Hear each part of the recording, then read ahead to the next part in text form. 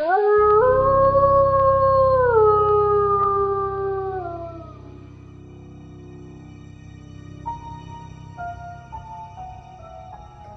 কালিদাসপুরে গ্রামে সূর্য ডোবার পর থেকে রাস্তাটা ফাঁকা হয়ে যায়।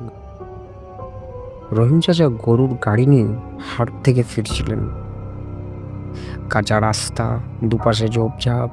হঠাৎ গরুটা থেমে গেল, একদম শক্ত হয়ে দাঁড়িয়ে রইল।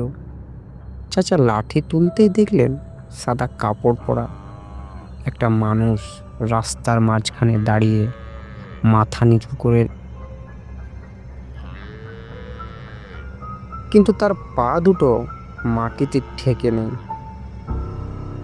এক সেকেন্ডের জন্য চোখ সরাতে দেখলাম কেউ নেই। আর ঠিক তখনই গরুটা এমনভাবে ছুটলো যে পেছন থেকে কেউ তাড়া করছে। চাচা বাড়ি ফিরে জানলেন এই রাস্তায় নাকি 3 বছর আগে এক গরু গাড়ি চালক মারা গিয়েছিল।